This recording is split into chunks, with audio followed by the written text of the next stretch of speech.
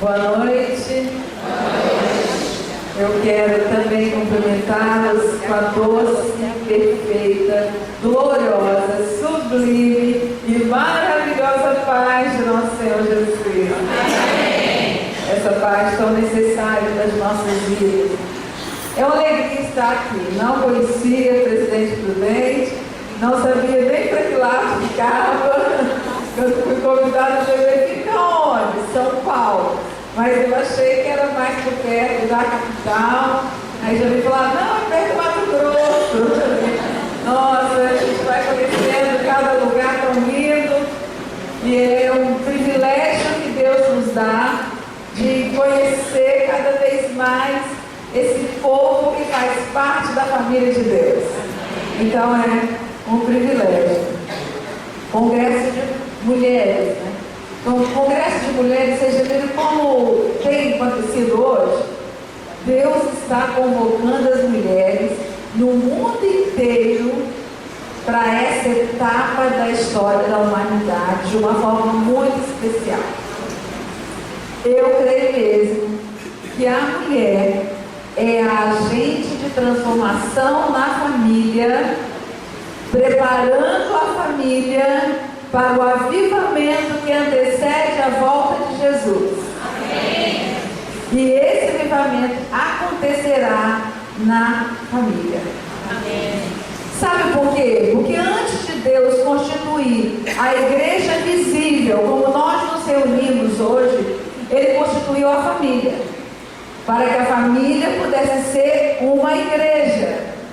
Então nós não saímos das nossas casas para chegar aqui neste local que conhecemos como igreja, como instituição, para nos tornarmos igreja. Porque igreja que é Assembleia dos Santos, mas para nós significa o quê? Nós somos templo do Espírito Santo de Deus. O Espírito Santo de Deus habita em nós. No momento que o Espírito Santo de Deus habita em nós somos igreja de Cristo. Noiva. A noiva de Cristo. Então, a mulher hoje, ela tem ocupado esse lugar, o lugar de transformadora da sua família. Por quê? Porque quando a mulher se reposiciona nas funções estabelecidas por Deus e reconhece o lugar do homem na família, ela está debaixo dos princípios da palavra de Deus e há a porta aberta para Deus transformar a família. Por isso que eu amo com meu esposo. Eu e Celso estamos casados. Vamos fazer esse ano 42 anos. Mas que de namoro, noivado, casamento, 46, quase 7, né? 46, um tempo bem grande, né? E sempre trabalhando juntos na obra de Deus. Então, para mim é um privilégio, no Congresso de Mulheres, ter o meu esposo junto comigo. Porque ele ouve tudo que eu falo. E quando ele ouve o que eu falo, isso em casa eu não cumpri, ele fala, não é? Então ele me monitora e me ajuda a obedecer o Senhor. Então é muito importante a presença dele aqui. E Celso, eu sempre digo que Celso é um poeta, que Deus me deu um poeta. Ele é inspirado, ele é romântico, ele gosta, ele compõe. Então ele vai começar agora, louvando a Deus, com uma música muito bonita que ele fez para mim e que eu vou partilhar com vocês essa noite. Número 8. Que a terra de paz, nosso Deus, seja permanente em cada coração.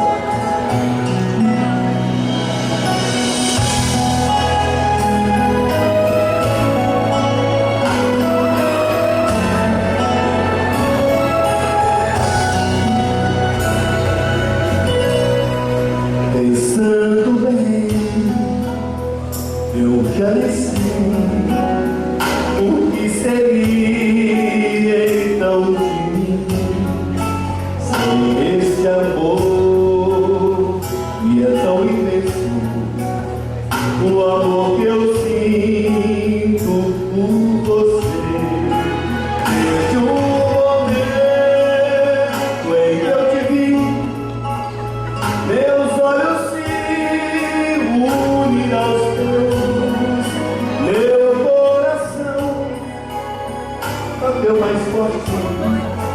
movido pelo amor de Deus. E então senti naquele instante que um grande amor em mim nasceu, iluminando meu caminho pelo sublime amor de Deus. Pensando bem, há uma razão para eu sentir tanta emoção. Eu sou feliz em Brasil, por isso eu fiz esta canção. Desde o momento em que eu te vi, meus olhos se uniram aos teus, meu coração bateu mais forte, movido pelo amor de Deus. E então senti naquele instante que um grande amor em mim nasceu, iluminando meu caminho pelo sublime amor de Deus. Nada melhor do que nós termos a ação de Deus nos nossos relacionamentos. Nada melhor do que termos a palavra de Deus, uma base de orientação para o nosso dia a dia, para criar nossos filhos e viver felizes. Desde o momento em que eu te vi, meus olhos se uniram aos teus, meu coração bateu mais forte, movido pelo amor de Deus. E então senti naquele instante que um grande amor em mim nasceu, iluminando meu caminho pelo sublime amor de Deus.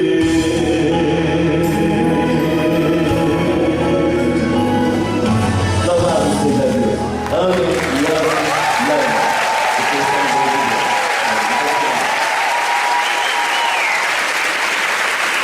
Os valores foram inspirados? Então, tem o CD de Celso, CD Fé e Razão, que está lá fora, né? A gente não conseguiu trazer muito material, porque no voo é mais difícil, né? Mas nós trouxemos o CD e trouxemos o livro Família, Lugar de Refúgio ou Campo de Batalha. Nesse livro, eu abordo questões da subjetividade humana. Então ele é um livro um pouquinho diferente nesse contexto de livro de família. Por quê? Porque ouvindo pessoas ao longo desses anos, são mais de 20 anos escutando pessoas, todas as vezes que as pessoas nos procuravam, elas procuravam por uma dor, por um sofrimento, por uma angústia, por uma perda, um adoecimento da alma, uma depressão, uma síndrome de pânico e qualquer um desses doenças da alma. Mas, cada vez que íamos percorrer a trajetória da dor, o cenário que se tornava visível é o cenário que todos nós conhecemos: família.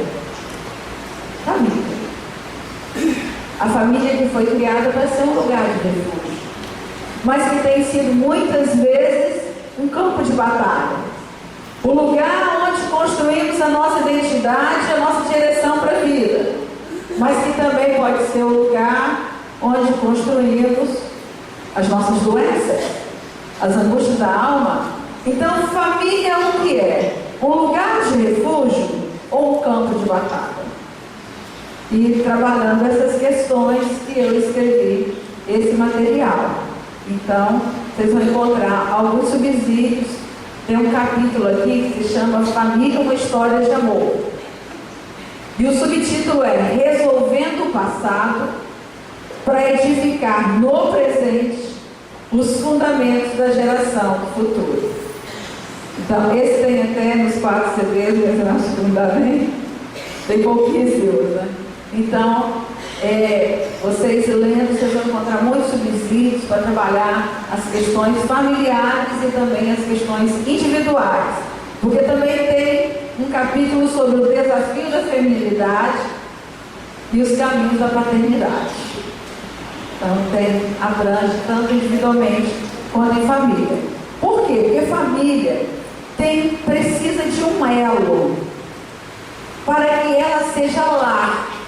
Lar, que é o prefixo da palavra lareira, lugar onde se aquece do frio, não do frio da atmosfera, não desse frio às vezes tão intenso que você coloca um agasalho, mas do frio da alma, o frio que faz com que a casa fique vazia de afeto, vazia de carinho, porque família precisa de amor. Amor é o oxigênio da família. E sem amor, família não é lar, é apenas um ajuntamento de pessoas no mesmo local, mas que não tem o vínculo que faz com que as pessoas se sintam amadas, aceitas e aquecidas. Vocês escolheram um tema bem interessante para esse congresso. Mulher de valor. O seu valor excede o de finas joias. Toda mulher gosta de joias, não é? Todas. E joia é uma coisa muito preciosa. A joia mesmo, né? Ela é feita de um metal precioso, ela é feita de pedras preciosas. Então, quando você ganha uma joia ou você compra uma joia, é algo que você zela. Além do que, as joias, elas ainda têm essa função de ser também que você transmitir para a próxima geração. O que a gente chama de joias de família. O que são joias de família?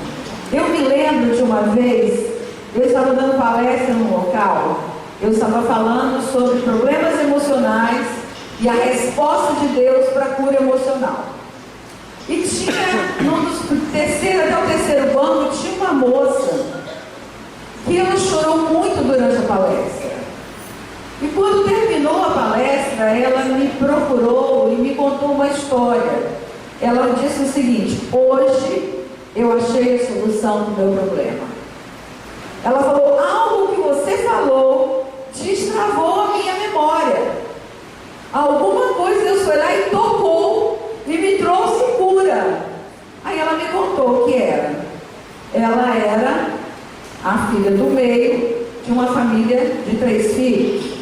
Ela tinha um irmão mais velho que era o xodó do papai, né? Primeiro, a expectativa. Então, tinha toda uma relação forte com o pai. E ela tinha com a mãe. Ela nasceu e ficou com uma filha caçula um bom tempo, até que num determinado momento a mãe engravidou novamente e nasceu outra menina. E aí, quando a mãe ganhou o neném, e ela ficou desesperada, ela dizia: e agora? Eu sou de quem? Fulana de papai. O neném de mamãe, porque a mamãe está lá, dando mamar, acolhendo. E eu sou de quem? E aí ela sentiu um vazio de solidão e de perda muito grande. Aí tinha a vovó. E a vovó, nós temos 4 netos. Ali na foto tem 3, o quarto nasceu há pouco tempo agora, né? O João, está com 5 meses. Então, a vovó acolheu aquela neta. Aí naqueles primeiros meses, ela ia muito para a casa da avó, no final de semana para a casa da avó. Aí ela falou: não, eu sou de vovó. Eu sou de vovó. Vovó dava carinho, vovó. Ela criou um vínculo muito forte com a avó que os outros irmãos não tinham. E aí, quando a avó já estava numa certa idade e adoeceu, chamou e falou: olha, minha neta, eu tenho aqui um saco de joias. Joias que eu venho armazenando e guardando há muito tempo, porque elas são muito preciosas para mim. São joias que eu recebi da minha mãe. Então já era uma transmissão. E você vai ser aquela que eu vou deixar as minhas joias para você. Não é para você dividir com seus irmãos. As joias são suas. E ela pegou aquele saco de joias e guardou com muito cuidado, com muito carinho. Aí, né, nessa época ela já estava casada. E aí um dia a avó morreu, passou algum tempo, entrou uma empregada na sua casa e um dia o saco de joia sumiu. A empregada roubou. Aí ela chamou a polícia e não conseguiram a joia de volta de jeito nenhum. Desde então, ela começou a comprar compulsivamente joias. E ela falou assim comigo: olha, eu compro tanta joia que eu não tenho recurso financeiro para tanto. Eu já fiquei endividada, meu marido já me tirou todos os cartões de crédito, eu não tenho mais crédito na rua, mas mesmo assim eu não consigo parar de comprar joias. Meus filhos já me pedem, pelo amor de Deus, para eu não comprar. E aí ela abriu a bolsa e falou: só para você entender como é que é. Aí ela tirou um camafeu muito bonito e falou assim: comprei hoje. Escondido dentro da bolsa no saquinho. Mas quando você estava falando, me veio a cena, a minha avó me entregando aquele saco de joias. Aquele saco de joias representava o amor da minha avó. E meu valor afetivo estava vinculado àquele saco de joias. E quando roubou, a pessoa não roubou só as joias, ela roubou o significado das joias também. E aí ela começou a comprar na tentativa inútil de recompor o seu valor, de recompor o afeto que ela queria, que ela tinha da avó, que estava representada naquelas joias. E naquele dia ela entendeu que ela não precisava ficar no cativeiro da compulsão, porque ela tinha valor. E aí quando ela veio me contar isso, eu fui orar por ela, e eu orei ali naquele momento por ela, ministrei a bênção do Senhor na vida dela, e ela falou: agora eu estou ansiosa para ir lá na casa da minha mãe, para dizer isso para ela. E ela foi, ela depois me ligou e me contou. Ela chegou na casa da mãe e contou tudo. E a mãe falou: minha filha, eu achei que você não gostasse da gente. Eu tinha ciúme da sua avó. Por quê? Porque você tinha um carinho para a sua avó, que eu achava que você não gostava de mim. Eu sempre te amei. E aí as duas se reconciliaram, se abraçaram, se beijaram. E aí ela foi para casa, reuniu a sua família, pediu perdão para a sua família, contou uma história e ficou livre da compulsão. Foi curada. Então, o nosso valor excede o de finas joias. Interessante. Eu pensei a semana inteira sobre esse tema e não lembrei desse exemplo. E lembrei agora. Como Deus faz, né? Eu vi o versículo. Por quê? Porque Deus cura qualquer sentimento de menos-valia. Deus cura, por quê? Porque Ele tem um valor especial para nós. Mesmo que a história de vida tenha tido pontos de dor, momentos de tragédia, adversidades na vida, o valor que Deus nos deu não muda. Ele deu o valor da sua própria vida, o valor do seu sangue. Então nós somos especiais para Deus, né? E precisamos aprender o que é a nossa identidade, a construção da identidade e do valor pessoal. A nossa identidade começa a ser construída desde que nós somos concebidos no ventre da nossa mãe.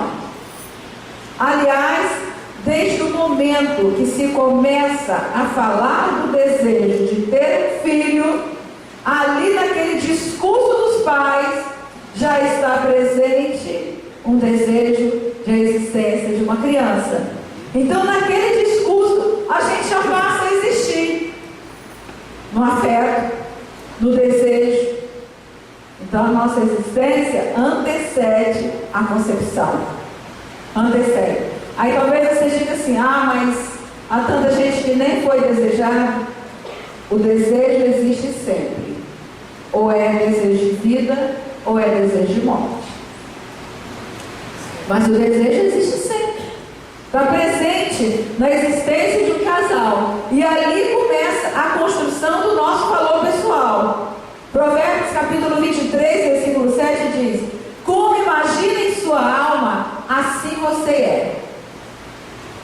Então, a nossa identidade, a nossa imagem, ela está aqui dentro, gravada na aceitação, no amor, de tudo aquilo que a gente vivencia no ventre da mãe, porque uma criança no ventre da mãe, ela sente todas as emoções da mãe.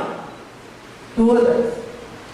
Quer sejam positivas, quer sejam negativas. Então, essas marcas ficam presentes em nós e vão construindo a nossa identidade e o nosso valor.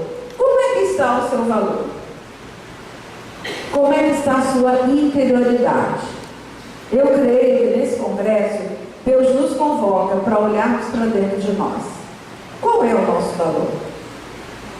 Como é que você se vê? Como é que está a sua interioridade? É aqui dentro que diz quem nós somos. A gente pode estar linda e maravilhosa externamente. Você pode escolher a roupa mais bonita para ter vindo aqui para o congresso. Mas o rosto que diz de nós mesmos aqui dentro é como nós estamos aqui. Esse rosto que nem sempre as pessoas veem. Porque muitas vezes as pessoas nos veem com um sorriso nos lábios. Agora quem vê o nosso interior é Deus. Deus conhece a nossa história. Deus conhece a construção da nossa história. Deus sabe o que se passa no nosso interior. Portanto, Ele nos conhece claramente como nós somos. Qual é o nosso valor? Qual é o caminho que nós temos que percorrer para recebermos esse valor pessoal na nossa alma? Porque nós estamos vivendo num tempo onde tantas mulheres têm um sentimento de menos-valia, se consideram tão sem valor, que negociam os seus afetos e a sua dignidade por qualquer migalha. Tome posse do meu ensino e nunca o abandone. Ele dará sentido e razão ao seu viver. Então entenda uma coisa: o que vai dar sentido e razão à nossa vida, o que vai nos fazer compreender qual é o nosso valor, é a palavra de Deus. Então, quanto mais nós nos distanciamos de Deus, quanto mais as pessoas se distanciam da palavra de Deus, mais elas se sentem depreciadas no mundo que desvaloriza cada vez mais o ser humano e principalmente a mulher, que se transformou num objeto de desejo do outro como uma mercadoria. Tão exposta a mulher está. Tanta negociação em cima da mulher. O mundo da pornografia coloca a mulher como um pedaço de carne apenas, objeto de desejo do outro. Uma mulher que depois se descarta. E nós estamos vendo isso. Lembra uma paciente que chegou desesperada no consultório porque o seu marido tinha proposto para ela participar de sexo em grupo. E ela muito desesperada, e ela falava comigo: mas e se eu não for, vou perder meu casamento? E o que eu faço? E eu comecei a perguntar para ela o que aquilo significava para ela. E ela disse: eu me sentiria totalmente indigna. E eu falei: é isso que você quer para a sua vida? Porque se ele não te preserva, você tem que se preservar. E aí comecei a conversar com ela e me lembrei de um exemplo que eu li num livro, de uma mulher que passou por isso. E ela cede aquele desejo louco e perverso do seu marido. Ela aceita ter relacionamento com outros homens para que ele visse. E ela faz isso, ela se destrói, ela se coloca como indigna, ela rompe seus valores, ela vai fazer as coisas para agradar seu marido, até que uma hora ele falou assim: agora eu tenho nojo de você, e eu quero me separar de você, porque agora você é suja. Aí é claro que na história daquele homem tinha uma mãe que tinha sido uma mulher de programas, uma prostituta. E ele precisava igualar a mulher à sua mãe, para depois transferir para ela o ódio que ele tinha da mãe, que ele não conseguia lidar, que ele transferiu para a sua mulher. Que aí ele só ficou com amor para transferir para a mãe. Entendam isso? É a mulher sendo usada. E quando eu contei essa história para ela, isso deu força para ela. Porque essa mulher que aceitou, ela depois tentou suicídio. Então, indigna e suja que ela se sentiu. Portanto, esse é o plano do inimigo. Roubar a nossa identidade, roubar o nosso valor, para que nós nos sintamos indignos e não reconheçamos qual é o propósito de Deus para a vida da mulher. Então, tome posse do meu ensino, diz o Senhor. Nunca abandone. Nunca abandone. Muitas vezes eu ouço as pessoas dizendo assim: mas a Bíblia é tão radical, a Bíblia tem isso, aquilo e tal. Quando nós olhamos a Bíblia, que nós olhamos o plano de salvação, o amor de Deus pela humanidade e como Deus valorizou a mulher, a Bíblia inteira fala sobre a mulher. O ministério de Jesus foi marcado pelas mulheres.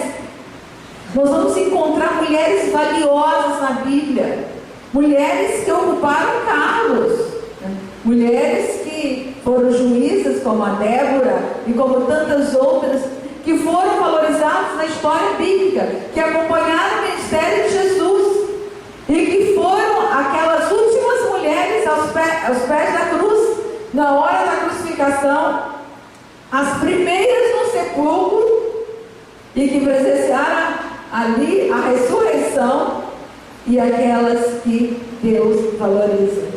Portanto, mulher, não negocie o seu valor.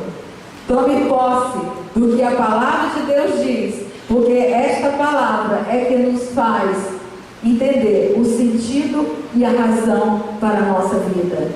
A vida passa a ter sentido e ter razão quando nós reconhecemos quem somos. Passa a haver uma motivação interna que nos faz reconhecer qual é o nosso valor. E quem se dá valor não aceita nada menos do que um verdadeiro amor. Um amor que faz diferença. Um amor que está baseado nos princípios da palavra de Deus. E não migalhas. E não lixo. E não qualquer outra coisa que venha tirar o nosso valor.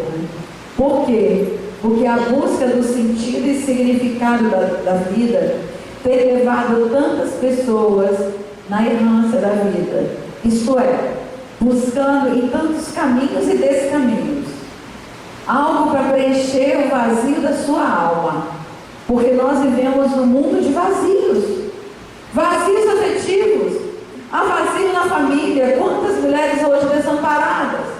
Quantas já foram desamparadas na sua história de vida, na sua família, por um pai que saiu de casa e deixou a família no desamparo? Quantas cresceram sentindo um vazio tão grande de uma presença masculina forte de um pai? Porque nós estamos vivendo hoje numa geração de filhos órfãos, de pais vivos. Pais que têm deixado seus filhos no desamparo. Por que hoje há tantas doenças da alma? Por que tem tanta síndrome de pânico? Nunca vi tanto diagnóstico de síndrome de pânico como hoje. Síndrome de pânico, o que é? Síndrome é um conjunto de sintomas. Que sintomas são esses? Começa a vir taquicardia, começa a suar excessivamente, começa a tremer, vem um aperto no coração, uma sensação de morte, A pessoa está em algum lugar e ela começa a ficar inquieta, ela tem que sair correndo daquele lugar, porque há uma sensação de morte. Mas o que é isso? Que medo é esse? Porque é o medo potencializado que traz o pânico. Que pânico é esse? Síndrome de pânico nada mais é do que angústia do desamparo infantil. Um dia, na história de vida daquela pessoa, na infância, houveram momentos tão angustiantes que ela se sentiu tão desamparada que esses sentimentos ficaram guardados na sua mente e no seu coração e comparecem na vida adulta quando surge alguma situação que traz aquela dor à tona. E às vezes a pessoa nem sabe por quê. Depressão, o que mais tem hoje? Sabe o que é depressão? Uma demissão subjetiva. A pessoa se demite de si mesma. Se demite da alegria, se demite da esperança, se demite da vida. E mergulha num isolamento, numa apatia, numa tristeza. E essa tristeza tira a pessoa a motivação para a vida. Segundo a Organização Mundial de Saúde, a depressão é o mal que mais irá ceifar vidas nessa década que nós estamos. Perdendo apenas para o câncer e para as cardiopatias. Mas todas as vezes que nós vamos escutar a história de alguém que está com o câncer, nós vamos escutar porque lá dentro tem vozes caladas, dores nunca faladas, angústias retidas, que deixam o corpo vulnerável para o adoecimento. Além do que a tristeza repetida e recorrente adoece o coração. Portanto, morre-se muito mais de fome de amor no mundo inteiro do que de fome biológica. Esse é o mundo do desamor. Porque quando o desamor entra na família, os laços ficam frouxos, os relacionamentos frios e superficiais, e o corpo fica vulnerável ao adoecimento. Os remédios que mais vendem no mundo inteiro são os ansiolíticos e os antidepressivos. E aí as pessoas não conseguem dormir, não conseguem ter alegria, não conseguem viver. Parece que a vida não tem sentido e não tem significado. Por quê? Porque o sentido e significado da vida nós só encontramos em Deus. Sem Deus, nós vamos ficar vivendo uma vidinha medíocre. E o que é uma vida medíocre? Uma busca sem fim. Uma busca de satisfação a qualquer preço. Então vai caminhando aqui e ali, aí busca no trabalho, não consegue, embora o trabalho seja excelente, motivação para trazer reconhecimento, mas para tamponar os vazios afetivos. Quantas mulheres hoje que têm dedicado todo o seu tempo ao trabalho, mas que quando chega em casa há um vazio na alma, há uma angústia. E nós estamos vendo isso todos os dias. E aí não consegue dormir, não consegue desligar a cabeça, tem que tomar remédio para dormir. Por quê? Porque estão carregando um monte de doenças. Porque muitas vezes tem raiva retida, a ira é a dor oculta da alma. Por quê? Porque a dor pode ser nomeada nos 3 tempos da vida. Quantos já me ouviram aí pelos YouTube da vida? Então vocês já viram quando eu falo, poucas, né? Quando eu falo que a dor pode ser nomeada nos 3 tempos da vida. A dor no presente a gente chama de mágoa. Quando alguém nos machuca aqui e agora, no presente. Magoa o coração, magoa o corpo. Por exemplo, se você recebe um soco no seu braço, na hora fica vermelho, depois fica roxo, depois fica amarelo, mas depois some a marca. Mas aquela dor que parou de doer naquele local, onde doeu naquele momento, ela vai para outra dimensão do tempo. Ela fica guardada na mente, ela fica na memória e ela vai para o passado. E geralmente quando a gente foi muito machucado no passado, algumas sentenças ficam na mente. Ninguém mais vai me humilhar, ninguém mais vai me maltratar, ninguém mais vai me fazer sofrer. E aí o que acontece? A pessoa passa a ter um comportamento defensivo. Ela cria uma barreira em sua volta para que ninguém se aproxime, para que não a faça sofrer. Aí ela se torna uma pessoa fechada. Com medo da perda, também não consegue amar. Não consegue se entregar. Passa a ter uma insegurança enorme do afeto do outro. E aí, vocês já viram que a pessoa defensiva, tem um ditado popular que diz que a melhor defesa é o ataque. Se torna uma pessoa agressiva, pavio curto, estoura por qualquer coisa. Quando ela percebe que ela vai ser atacada, ela já ataca primeiro. E às vezes nem existe essa ameaça, mas para ela existe. Então, ela se protege, não consegue amar. Aí quando ela, nesse comportamento agressivo, a dor do passado emerge no presente e contamina o presente. Então a dor do passado, quando vem para o presente, ela vem com outro sentimento: raiva.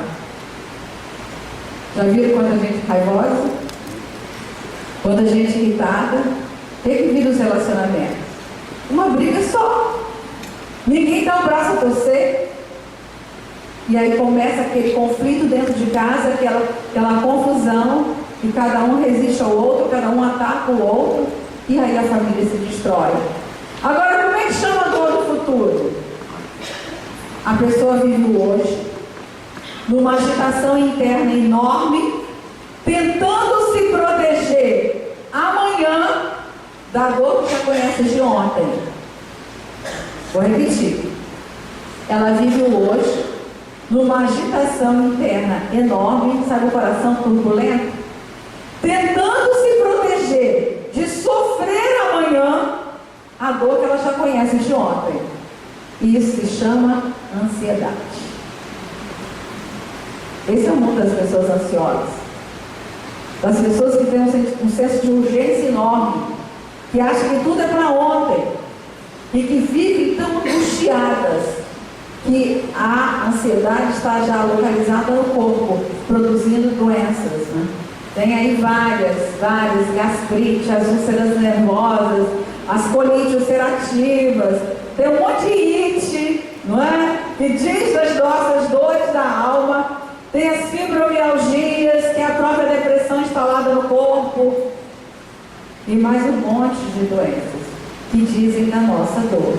É assim que muitas pessoas têm vivido nessa busca de sentido e significado da vida. Mas, quando Deus nos criou, Ele criou com o propósito de que a nossa vida tivesse sentido e significado. Lá no Éden, Deus fez a sua criação. Vamos ver lá o relato do Éden, relato da criação, Gênesis 1, Gênesis 2, Deus vai falando, fazendo, criando, com a sua voz de poder e de autoridade, cria o mundo, o sol, a terra, o mar, e começa cada dia a ter um processo de criação. E cada dia Deus checava.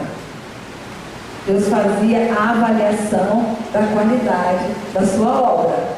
Então todos os dias Deus chegava e dizia: isso é bom, isso é bom. E Ele ia avaliando, né? A auditoria da qualidade do Éden, né? Então Deus ia avaliando. Aliás, quando as pessoas pensam que já criaram alguma coisa, está na Bíblia, tá? Programa de qualidade total está na Bíblia. É verdade. Então Deus um dia olhou e viu Adão. Adão está lá no Éden, aquele lugar lindo, um paraíso. Estava lá com um monte de animais. Aí Adão olhava e falava assim: nossa, que jardim lindo! As flores já saíram, já brotaram, olha que coisa mais linda. Aí o cachorro falava: uau, uau! E aí ele não tinha diálogo, não tinha ninguém para conversar. E aí Deus olhou e falou: não é bom. Não é bom que o homem esteja só. E aí Deus tem a brilhante ideia e inspiração e criou a mulher. Botou o homem para dormir, para ele não dar palpite, né? Aí botou ele para dormir, anestesiou ele, né? E Adão adormeceu. Primeiro processo cirúrgico que Deus bota a pessoa só para dormir, sem dor. Tirou a mulher sem dor. Vocês já perceberam que no nosso português a palavra adormecer tem a palavra dor? Deus tirou a dor. E ali Ele criou a mulher de uma forma linda. Quando terminou ali a obra, aí falou: Adão, acorda, levanta, Adão. Por quê? Porque o único momento que Deus permitiu que o homem adormecesse foi para criar a mulher. Daí o prefeito falou: agora a mulher está aí, ó, não dorma não, abre o olho, levanta, coloque-se de pé. E Deus fala para o homem ao longo da história da humanidade: homem, põe-te de pé. Né? Ser homem em pé. Por quê? Porque se o homem dormir, gente, nunca mais será um processo indolor. Ela se não conta. Então, não pode dormir, tem que ter autoridade. E aí, quando Adão acordou, ele olhou a mulher e ficou extasiado. Ele respirou fundo. Essa é osso dos meus ossos, carne da minha carne. E aí ele faz a primeira poesia da história, né? E ali, extasiado. E ali acontece a criação da mulher. Far-lhe-ei uma auxiliadora que lhe seja idônea. Ah, mas Deus não criou qualquer coisa não, gente. Especial, de valor, auxiliadora idônea, ajudadora idônea. Gente, se o homem não precisasse de ajuda, Deus não tinha feito a mulher. Concorda? Concordo. Te ajuda para ele exercer o seu papel, o papel da liderança. Por quê? Porque a mulher foi colocada para estar ao lado do homem, para ser ajudadora. Mas como é uma ajudadora idônea, isto é, dignamente capaz, competente, Deus deu à mulher habilidades complementares para o homem. Habilidades e competências que complementam, que o ajudam a exercer uma autoridade inspiradora. Então é um papel muito importante. Então o Senhor, Deus fez cair um pesado sono sobre o homem, este adormeceu, tomou uma das suas costelas, fechou o lugar com carne, a costela do Senhor tomou o homem e transformou-se numa mulher e lhe trouxe. Esse é o processo da criação da mulher, gente. Então é algo sublime. É algo sublime. Por quê? Porque Adão Deus tirou do pó da terra. Fez ali, né, um boneco de barro, soprou nas narinas dele, fez dele alma vivente. Agora, a mulher que é mais sensível, que criou com um propósito especial, Deus tirou da carne do homem, macia, né, ali do lado, né, ali, de uma forma muito especial, para ser alguém de muito valor. Vocês acham que é por acaso que esse mundo está tentando detonar a mulher? Não, não é não. O arsenal do inferno está totalmente direcionado contra a família. E o movimento feminino, quando surgiu exatamente com esse propósito, de colocar a mulher num lugar que não é dela, para que ela se achasse tão superior e tão capaz que ela dissesse: não preciso de homem. Autossuficiência, soberba. Exatamente assim, nós não precisamos de homem. E nós temos visto isso. Uma paciente minha há pouco tempo falou assim: eu não preciso de homem não. A hora que eu fizer um filho, eu vou num banco de sêmen, pego lá uma doação e vou ter o meu filho para mim. Eu não preciso de homem nem para concepção. E eu olhei para ela, uma mulher super bem sucedida na vida profissional, num alto cargo, que foi para o consultório encaminhada pelo psiquiatra porque estava com síndrome de pânico. Olha a fragilidade, a dureza com que ela se investiu para dizer que não precisava de homem, estava sendo demonstrado no desamparo da alma que ela sentia. Por quê? Porque o pai tinha falhado.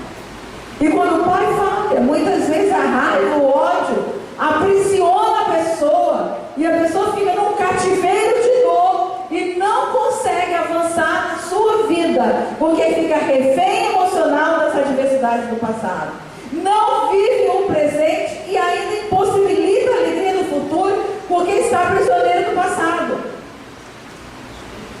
Há um poeta que diz que o passado é uma gaiola de ferro, o futuro é uma gaiola de vento.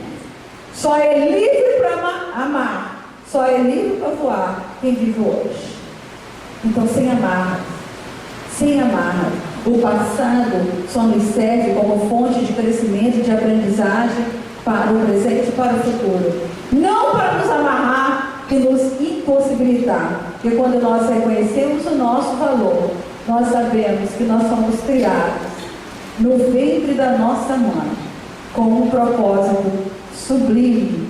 Deus nos criou, tu criaste o íntimo do meu ser e me teceste no ventre da minha mãe. Eu te louvo, porque me fizeste de modo especial e admirável.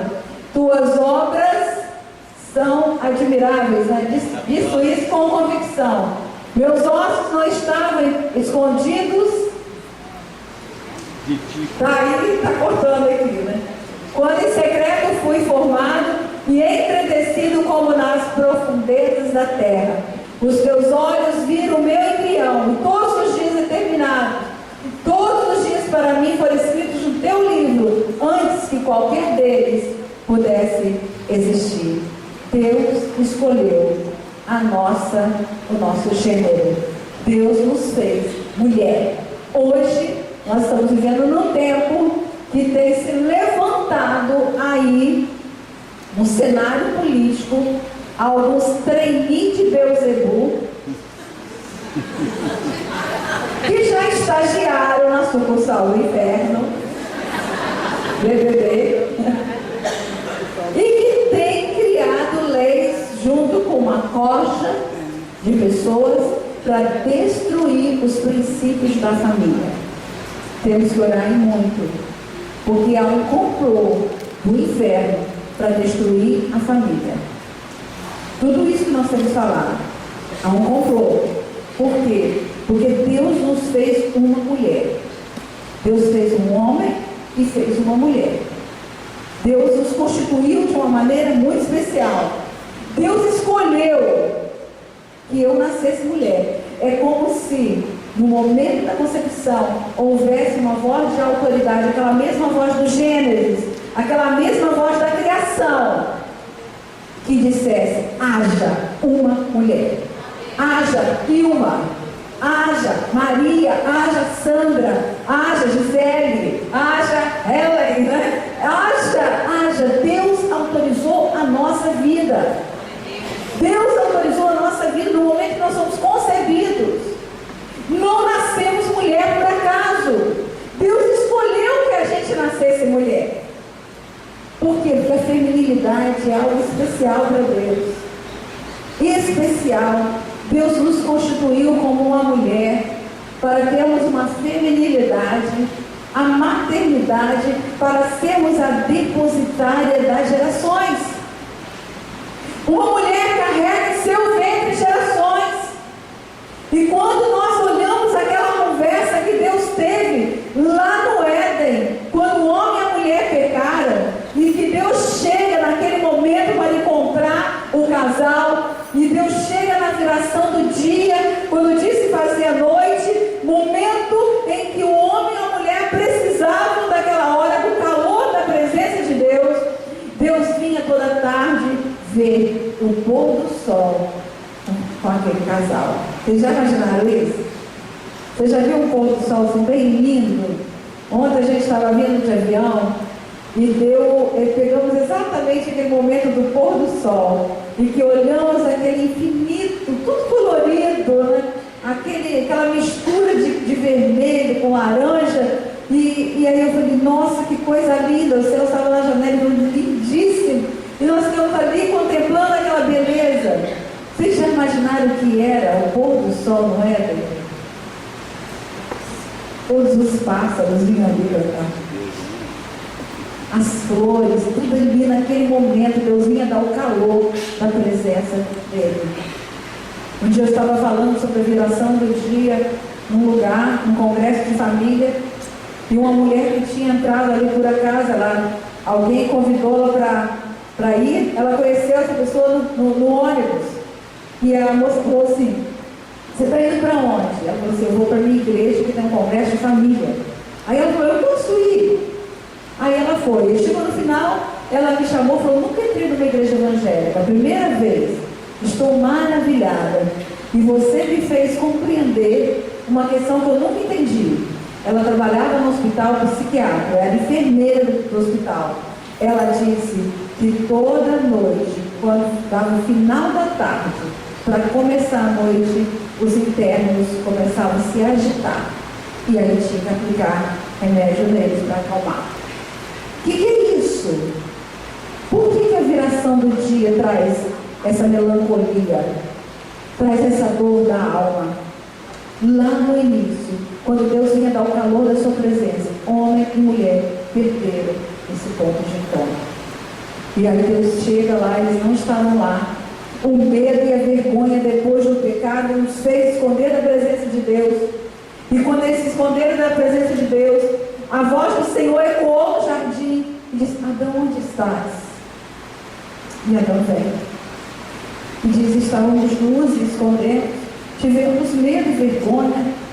E Deus olha e vê o quanto eles estavam agora sem a cobertura que Deus tinha dado para eles, que era a cobertura da alma. Tem que se matar um animal, tirar a pele, cobrir a nudez. Homem e mulher estavam nus antes e não se envergonhavam.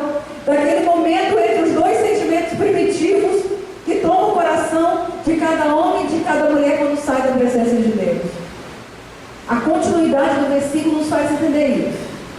Entre a tua descendência e o seu descendente, este lhe ferirá a cabeça e tu lhe ferirás o calcanhar, apontando para Jesus, que viria da geração da mulher e pisaria a cabeça da serpente, de Satanás. Mas esta inimizade instituída, o que Deus estava fazendo naquele momento era proteger as gerações que viriam do ventre de uma mulher. A mulher é depositária de gerações. A mulher carrega no ventre gerações. Por isso que quando uma criança é abortada, não está se abortando só uma criança, está se abortando gerações. E muitas vezes, na ignorância, ou muitas vezes sem o discernimento, essas coisas acontecem. Aí o que Satanás faz? Aprisiona a pessoa na culpa. E a pessoa muitas vezes não consegue sentir o perdão de Deus, porque estão aprisionados na culpa. Mas ainda, uma das estratégias dele roubar é o abuso. Quantas crianças são abusadas ainda na infância? E o abuso rouba 4 coisas essenciais de uma criança e de uma mulher. Rouba a voz, a capacidade de expressão. Por quê? Porque o abusador exige que a criança se cale.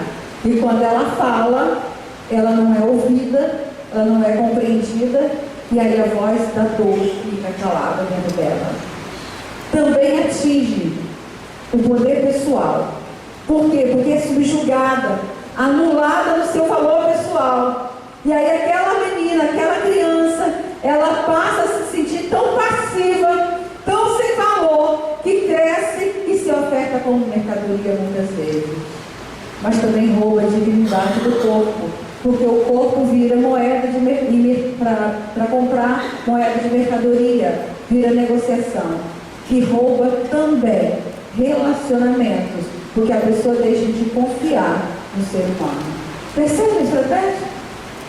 Então Deus vem e estabelece uma inimizade para proteger as gerações, porque a mulher carrega a próxima geração no seu ventre. Se uma mulher se calar sobre a paternidade de um filho, esse filho fica na herança de uma paternidade. Ele não sabe nem quem ele é, porque a mãe funda o pai para o filho. A mãe funda o pai para o filho. E nesse fundar o pai, é o nome que ela dá, o lugar que ela dá. Ela funda ou afunda. Entendam isso? Ou ela funda dando um lugar de autoridade, porque o filho, o pai que a criança reconhece no ventre,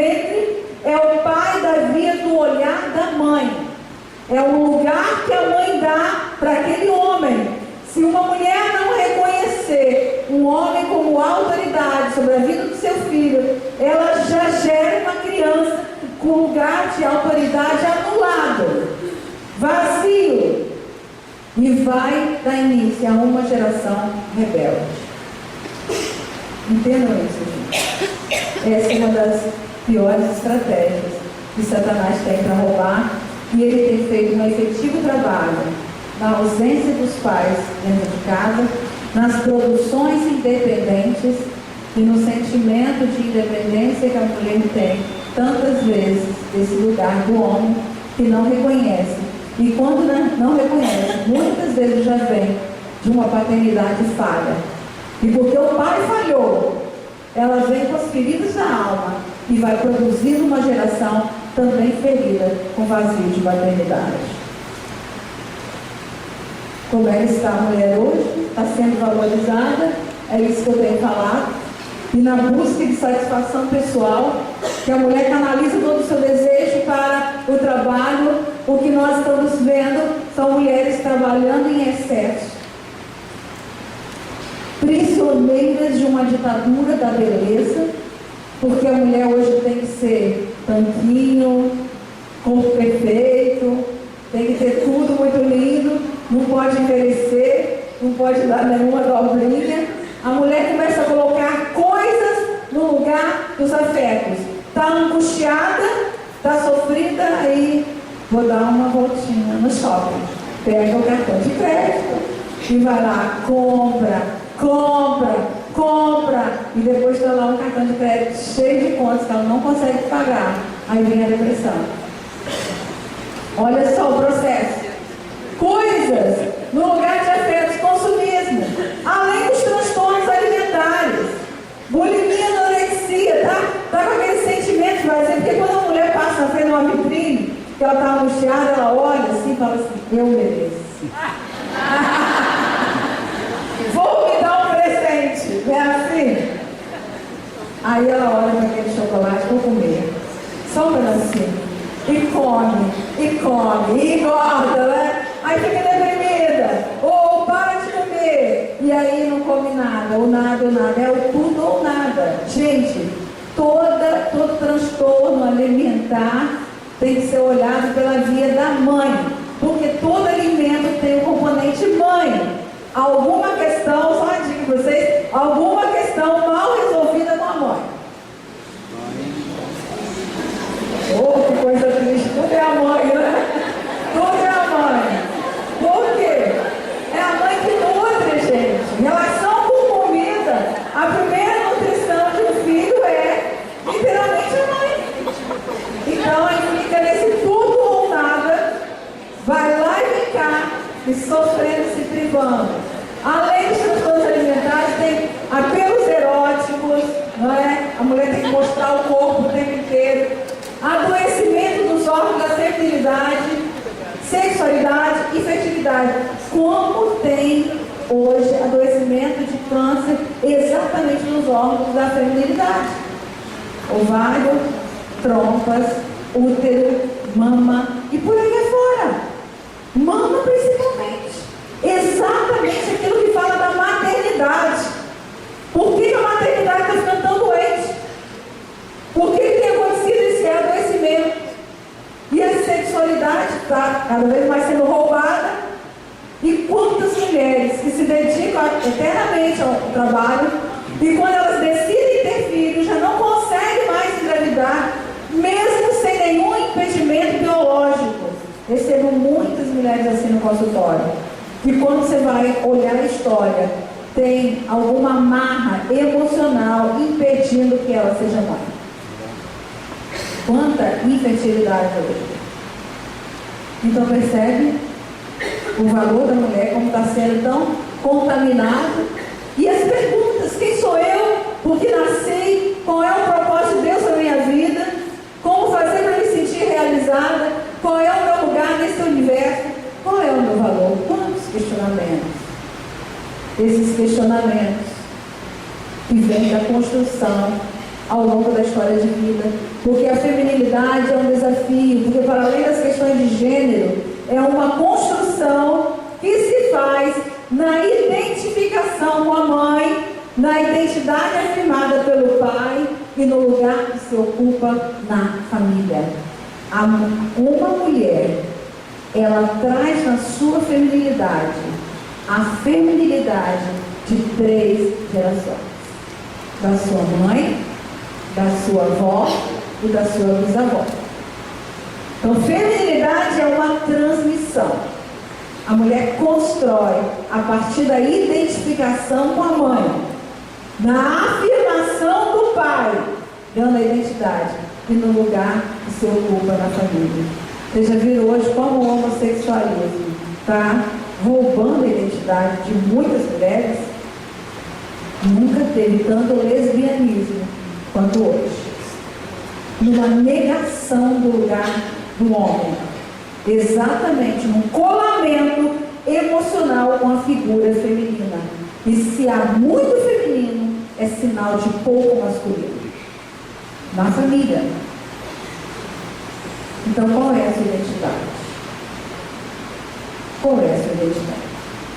Deus nos convoca a renascer, a encontrar o nosso valor, a saber quem nós somos, qual o lugar nosso na família, como mulher ao lado de um homem, debaixo da sua missão, sendo amada.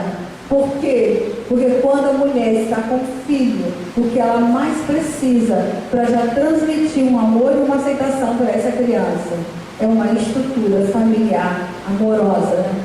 É um corpo dentro de outro corpo, um coração pulsando no pulsar de outro coração e um cordão unindo um ser a outro ser. Na realidade, o que Deus está dizendo é: mulheres, dirija o seu olhar para seu marido, para que seus filhos o vejam em sua função paterna, em sua autoridade, porque ele tem a missão, a difícil e importante missão de amar sua mulher como Cristo amou a igreja. E talvez algumas mulheres dissem assim: como ser submissa a um homem que não ama? Como ajudadora, o seu papel é interceder, porque este é um lugar que Deus deu ao homem.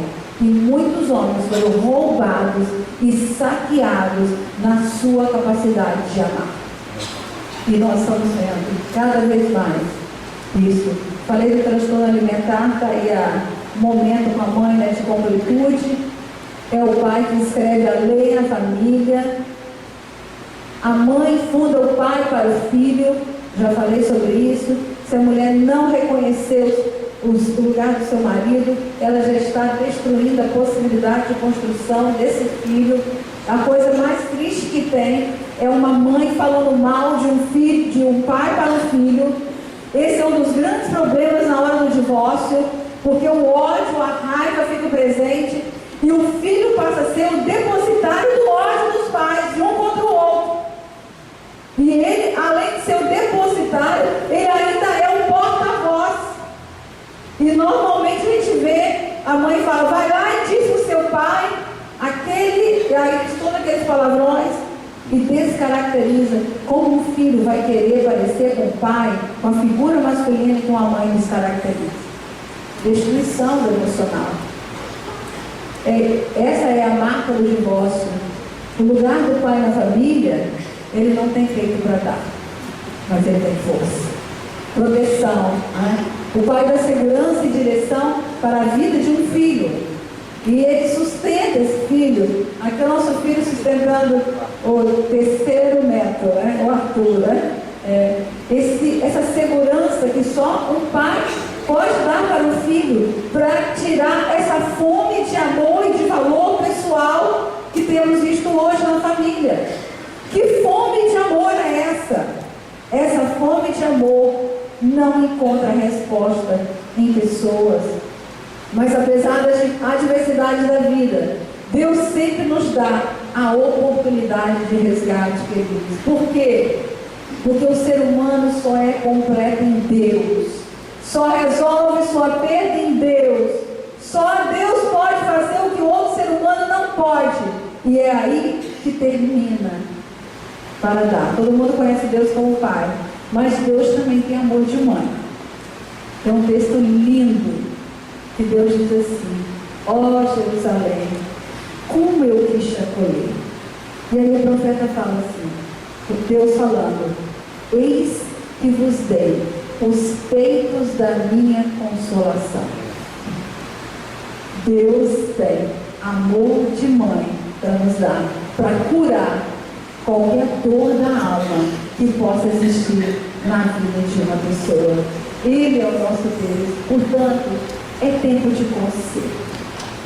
É tempo da gente crescer, de sair da infantilidade, de sair desse aprisionamento com as dores do passado. Por quê? Porque no capítulo do amor, 1 Coríntios capítulo 13, lá no versículo 11, tem um versículo que diz assim, quando eu era menino, vou falar no feminino, quando eu era menina, falava como menina, pensava como menina, agia como menina. E agora que eu sou mulher adulta, desisti das coisas de menina. Porque uma menina imatura, quando casa, ela vai para o casamento brincar de casinha. E como ela vai brincar de casinha, ela vai fazer pirraça, bater pezinho, ficar de mal, fechar a cara, fazer guerra de silêncio e fica emburrada. Vocês sabem o que é emburrar? Prefixo grego em quer dizer dentro, com burro dentro. Portanto,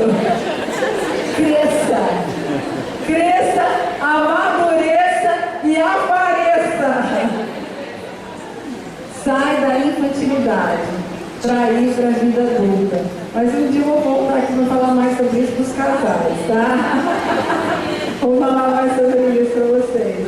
E a promessa do Senhor é que serás como um jardim regado, como um manancial cujas águas jamais faltam. Deus quer refrigerar sua alma. Deus quer refrigerar sua alma. Fique em pé agora nesse momento.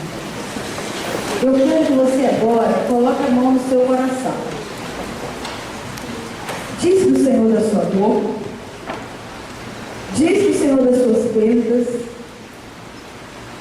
Diz o Senhor da sua solidão. E não foi, Senhor. Mas o Senhor conhece a minha dor, o Senhor conhece a minha dificuldade, o Senhor conhece cada momento da minha história, cada situação difícil que eu passei, o Senhor estava ali. Abre o seu coração para Deus. Ele está aqui para nos ouvir. Ele é aquele que ouve toda súplica calada da nossa alma. Ele conhece a estrutura do nosso coração. Portanto, em nome de Jesus, veja o Senhor passar o bálsamo na sua alma, no seu coração, neste momento. Deixa que o Senhor cuide da sua alma nesse momento.